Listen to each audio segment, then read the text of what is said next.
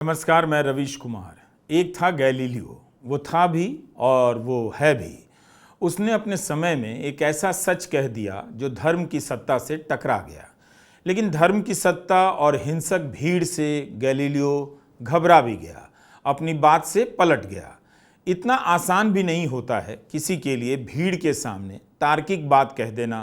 Galileo की कहानी हमें तर्क और भय की उलझनों की इन्हीं गलियों में ले जाती है। आज हम भी आपको गैलीलियो की दुनिया में फिर से ले जाना चाहते हैं। यह एक किताब की नकल है। लाल स्याही से इस पर लिखे हुए हर वाक्य को काट दिया गया है। 1632 में गैलीलियो ने अपनी किताब में स्थापित कर दिया था कि पृथ्वी सूर्य की परिक्रमा करती है, सूर्य पृथ्वी की परिक्रमा नहीं करता है। गैलीलियो की इस खोज के कारण रोमन चर्च में हड़कंप मच गया। गैलीलियो पर मुकदमा शुरू हो गया।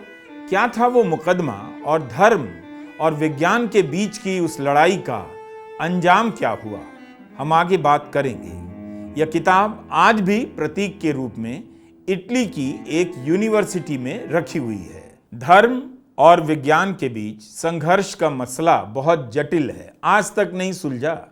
इसे ठहर कर ही समझा जा सकता है। अगर आप हिंदी में कुछ पढ़ना चाहते हैं तो दो किताबें आपको जल्दी से सुझा सकता हूं। गौहर रजा की यह किताब हिंदी में ही है, मिथकों से विज्ञान तक, ब्रह्मांड के विकास की बदलती कहानी, ये नाम है किताब का। इसे पेंगुइन ने छापा है। एक और किताब है जिसे आप पढ़ सकते हैं, डॉक्टर नरेंद्र दाभोलकर के विचारों का संग्रह है, अंधविश्वास उन्मूलन। राजकमल प्रकाशन ने इसे छापा है। बल्कि इसी किताब का एक हिस्सा आपके लिए पढ़ूंगा जिसमें दाभोलकर गैलीलियो का प्रसंग बता रहे हैं और वैज्ञानिक चेतना के बारे में समझा रहे हैं। इस प्रसंग को पढ़ते हुए ख्याल आया कि क्यों ना गैलीलियो के बारे में कुछ और बातें अपने दर्शकों को बताई जाए। मुझे यकीन नहीं हुआ जब पता चला कि आज भी वो कुर्सी बचाकर रखी गई है जिस पर बैठकर गैलीलियो पढ़ाया करते थे। एक शिक्षक थे, उनके सम्मान में उनके छात्रों ने खुद एक कुर्सी बनाई जो 10 फुट ऊंची थी, जिस पर गैलीलियो सीढ़ियों से चढ़कर बैठा करते थे।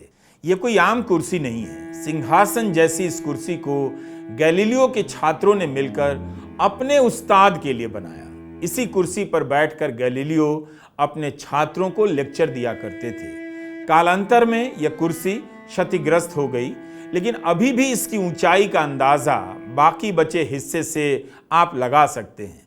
लगभग 10 फुट ऊंची इस कुर्सी के दोनों तरफ लकड़ी की सीढ़ी बनाई गई जिससे गैलीलियो चढ़कर बैठने की जगह पर पहुंचते थे। यह कुर्सी आज भी इस हॉल में विराजमान है, जो 16वीं सदी के एक वैज्ञानिक, एक टीचर की मौजूदगी का एहसास दिलाती रहती है। गैलीलियो ने कहा था, पैदोवा विश्वविद्यालय की वैचारिक स्वतंत्रता की बदौलत वो इतना कुछ कर पाए। उन्होंने अपने जीवन के सबसे अच्छे 18 साल पैदोवा विश्वविद्यालय में बिताए, जिसे वेनिस गणराज्य का संरक्षण प्राप्त था। पैदोवा यूनिवर्सिटी आज भी मौजूद है।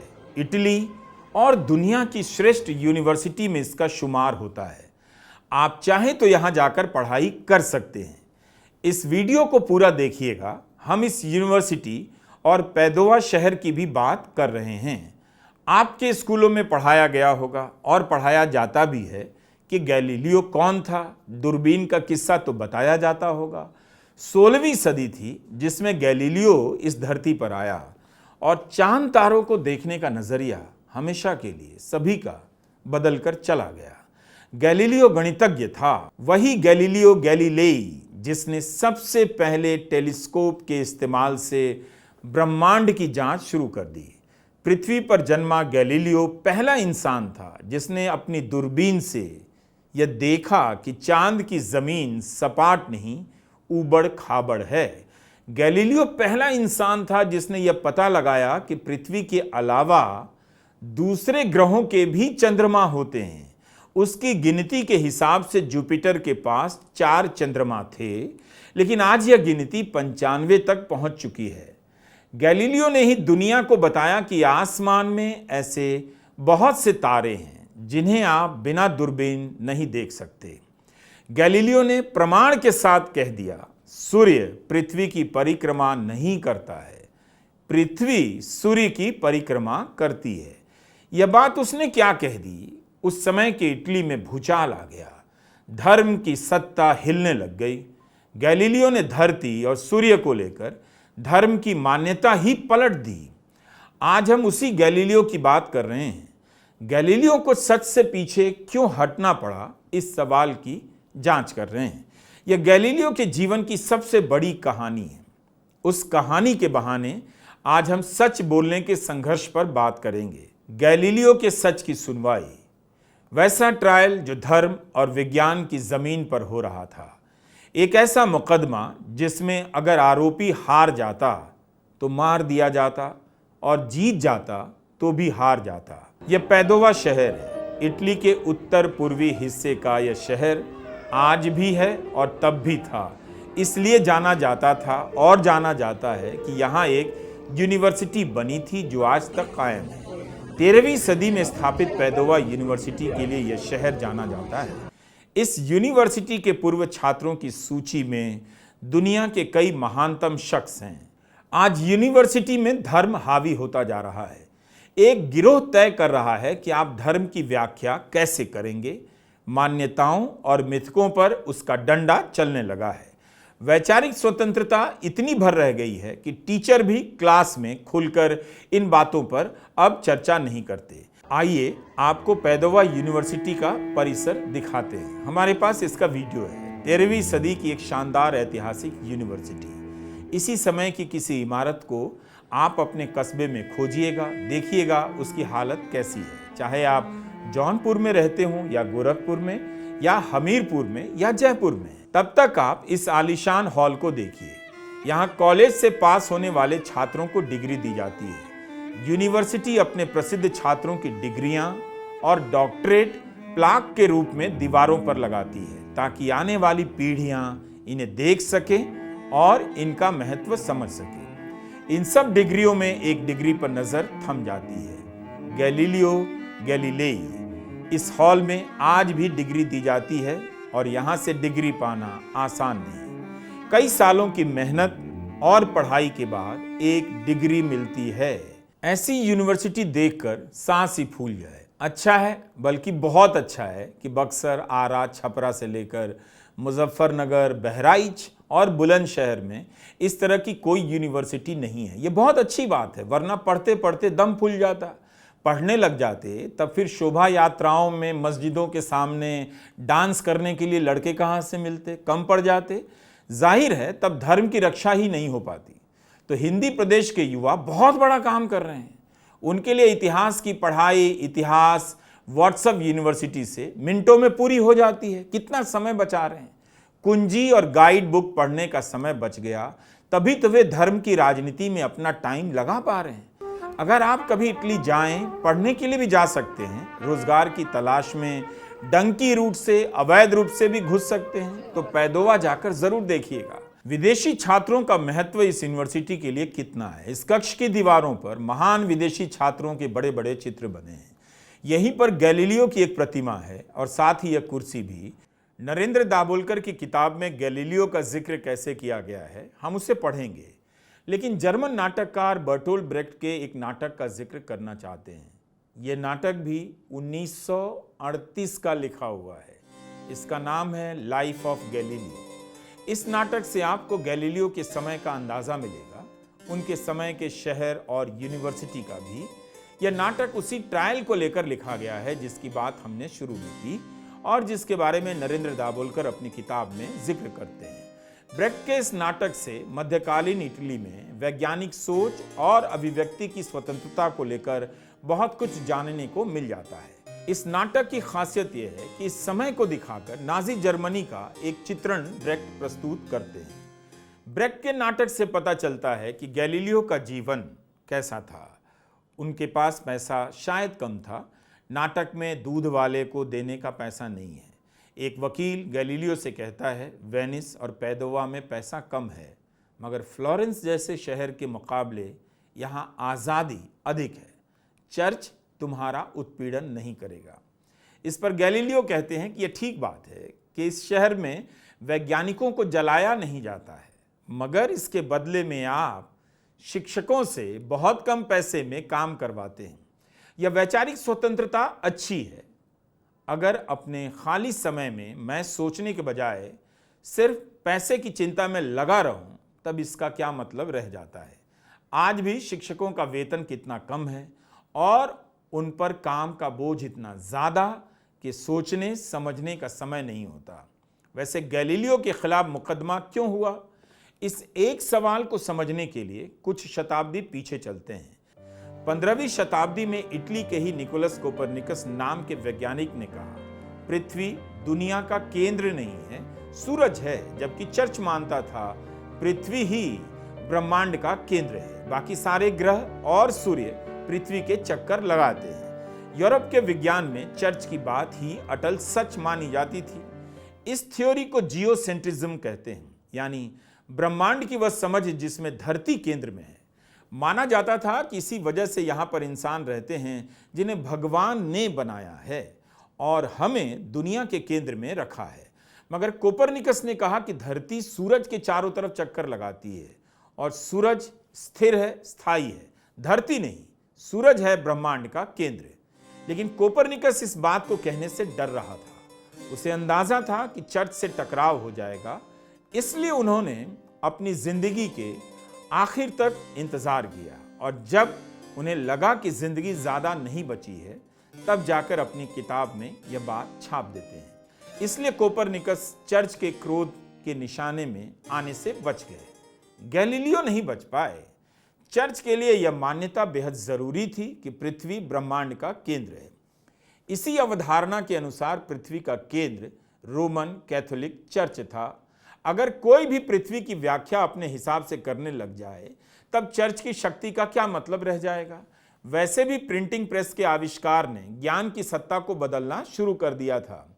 गैलीलियो से 200 साल पहले प्रिंटिंग प्रेस वजूद में आ चुका था और बाइबल, अन्य ग्रंथ अब आम जनता के बीच पहुंचने लगे थे। बुद्धिजीवी और आम लोग भी उसे अपने हिसाब से पढ़ रहे थे, परख रहे थे। इस कारण चर्च की सत्ता को लगा उसका प्रभाव तेजी से घटता जा रहा है।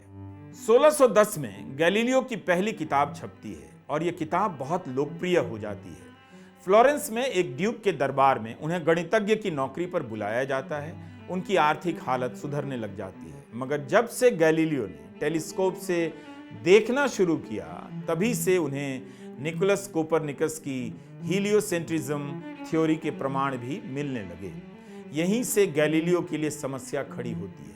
वे कोपरनिकस की बातों के पक्ष में बोलने लग जाते हैं। कुछ साल तक चर्च की ओर से गैलीलियो पर निगरानी तो रखी जाती है, मगर ठोस प्रतिबंध नहीं लगाया जाता है। चेतावनी देता है कि गैलीलियो अपने क्रांतिकारी विचारों को प्रकाशित ना करे और कोपरनिकस की बातों को लेकर कोई दावा ना करे। ब्रेक के नाटक में एक दूसरे वैज्ञानिक की बात भी होती है, जियोडार्नो ब्रूनो। ब्रूनो कोई काल्पनिक पात्र नहीं, बल्कि 16वीं सदी के एक इटालियन वैज्ञानिक थे जो गैलीलियो से कुछ साल पहले वैसी ही बातें कह रहे थे जो कोपरनिकस ने कही और अब गैलीलियो कह रहे थे। ब्रेक के नाटक में गैलीलियो को उनका एक दोस्त याद दिलाता है कि धर्म के खिलाफ बात करने के चलते ब्रूनो को जिंदा जला दिया गया। जियोडार्नो ब्रूनो ने भी इसी पैदोवा शहर में कोपरनिकस की बात को सही करार दिया था। ब्रूनो का अंत गैलीलियो से अलग हुआ, अलग अलग देशों में भटकते रहे। आखिर में रोम में चर्च ने सजा दी और ब्रूनो को जलाकर मार दिया गया। यह सब विज्ञान के इतिहास में हुआ और यह सब आज फिर से होने लगा है। धर्म से विज्ञान नहीं टकराता तो आज आप स्मार्टफोन नहीं चलाते, आपका जीवन बेहतर नहीं हुआ होता। लेकिन धर्म और विज्ञान की यह लड़ाई अभी भी चल रही है। इसके लिए अलग से अध्ययन करते रहने की जरूरत है। 1624 में गैलीलियो को पोप से कोपरनिकस पर अपनी बात कहने की अनुमति मिलती है, मगर इस शर्त के साथ कि वो सिर्फ यही कहेंगे कि उनकी बातें एक हाइपोथेसिस हैं, परिकल्पना है। तब तक गैलीलियो की आर्थिक स्थिति भी अच्छी हो चुकी थी, पैसे वाले हो गए थे। अपनी किताब के पहले पन्ने पर लिखते हैं कि यह परिकल्पना है, मगर चर्च के सामने यह दलील कमजोर पड़ती है। इस किताब के बाद चर्च गैलीलियो पर फौरन कार्रवाई करता है।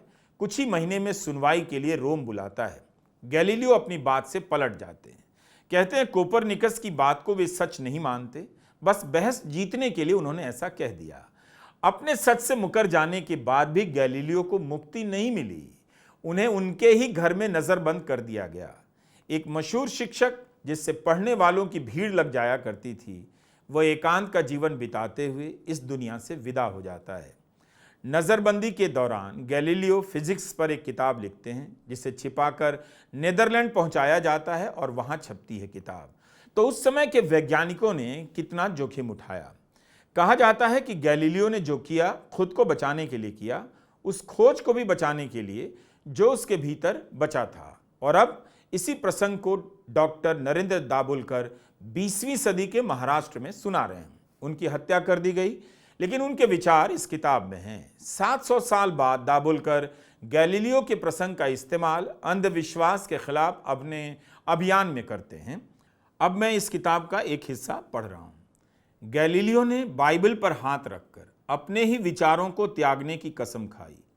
न्याय सभा ने उदारता दिखाते हुए उसे शेष जीवन बंदी बनाकर नहीं, बल्कि एकांतवास में मौन व्रत धारण कर जीने की शर्त पर रिहा किया। अंत तक उसे अपने परिवार वालों और दोस्तों से मिलने की अनुमति नहीं दी गई। 1637 में वह अंधा हो गया। 1642 में उसकी मृत्यु हो गई।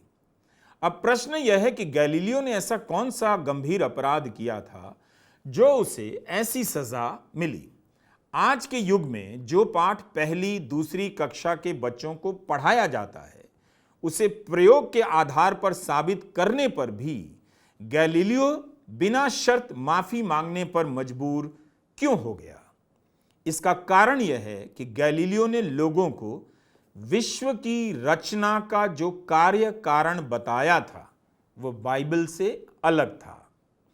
सूर्य चंद्रमा के अस्तित्व का, उनके उदित और अस्त होने का जो कार्य कारण भाव बाइबल बता रहा था, वह गैलीलियो से बिल्कुल अलग था। विश्व के चक्र को स्पष्ट करने की दलीलें कोपरनिकस ने बदल दी और गैलीलियो ने उस पर अपनी मुहर लगा दी। इससे मनुष्य ने विश्व का नया रूप समझने वाला ऐतिहासिक सिद्धांत निर्मित किया। आज तक आपको बताया गया है कि मनुष्य जीवन में जो भी घटित होता है, उसके पीछे ईश्वर या मनुष्य का अपना भाग्य होता है। भाग्य, नियति आदि ऐसे ही ईश्वरीय शक्ति के अलग अलग नाम हैं। इसमें कमी है, इसीलिए शायद भारत में इन सभी बातों को दर्शन शास्त्र के एक सिद्धांत का रूप दिया गया। वह था कर्म विपाक या कर्म फल का सिद्धांत। इसका मतलब था कि व्यक्ति जिस प्रकार के कर्म करेगा, उसी प्रकार का फल मिलेगा। इसका अर्थ यह हुआ कि व्यक्ति को जो भी भुगतना पड़ता है, उसके पीछे उसका कर्म होता है जो अदृश्य होता है। यदि कोई व्यक्ति गरीबी और अन्याय से जूझ रहा है, तो सहज ही सवाल उभरता है कि उसे ऐसा दुख का फल क्यों मिल रहा है। इस प्रश्न का उत्तर वैदिक दर्शन ने यह दिया, संबंधित व्यक्ति अपने पिछले जन्म में किए बुरे कर्मों का फल इस जन्म में गरीबी के रूप में भुगत रहा है। दाभोलकर लिखते हैं, इस तरह से कर्म विपाक सिद्धांत ने मनुष्य को एक झटके में पराधीन बना दिया।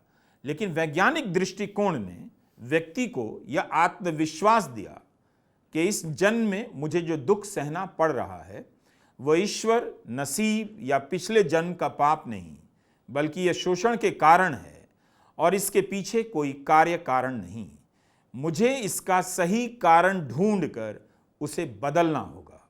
इस आत्मविश्वास के कारण मनुष्य आत्मनिर्भर हो गया। दाभोलकर लिखते हैं। चलते चलते ब्रेक्ट के नाटक से एक प्रसंग और सुनाना चाहता हूं, फिर कहाँ मौका मिलेगा गैलीलियो पर बात करने का। गैलीलियो अपने छात्र एंड्रिया से कहते हैं, 2000 साल से लोग मानते आए हैं कि सूरज और आसमान के सभी तारे उनके ही इर्द गिर्द घूमते हैं। पोप, कार्डिनल, राजकुमार, विद्वान, कप्तान, व्यापारी, मछुआरे और स्कूली बच्चे खुद को इस क्रिस्टल ग्लोब के केंद्र में स्थिरता से विराजमान समझते हैं।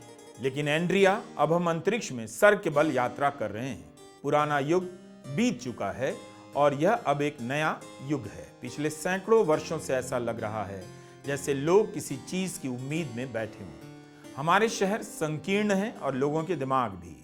अंधविश्वास और महामारी है, लेकिन आज हम सोचते हैं क्योंकि पहले कुछ ऐसा था, इसलिए क्या यह हमेशा ऐसा ही रहेगा?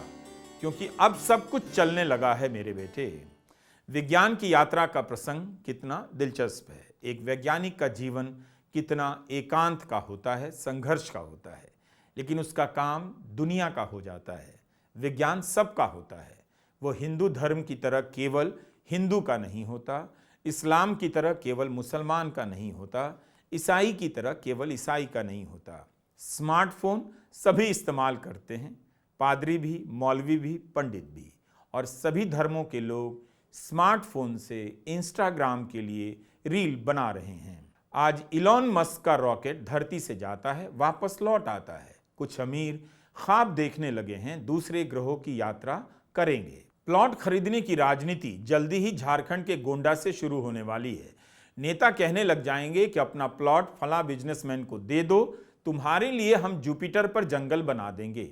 इस वीडियो को देखने के बाद भी आपसे अपील है, धर्म की राजनीति ने जिस मूर्खता में आपको लपेटा, उससे जल्दी मत निकलिएगा। सत्यानाश का भी अपना आनंद होता है, होने दीजिए, उसी में डूबे रहिए, डीजे बजाकर नाचते रहिए। बस मेरा वीडियो जरूर देखिए और दिखाइए भी। काफी मेहनत की है हम सभी ने, बस इस उम्मीद में कि हिंदी प्रदेश के युवाओं के साथ अन्याय तो हुआ है, उन्हें अच्छी पढ़ाई से दूर रखा गया। मुझे यकीन है जब अच्छी पढ़ाई, अच्छी किताबें उन तक पहुंचेगी तो वे शोभा यात्राओं में नहीं जाएंगे। उनके पास भी दूरबीन है, बस इस वक्त उन्हें उस दूरबीन से देखना नहीं आता। नमस्कार, मैं रवीश कुमार।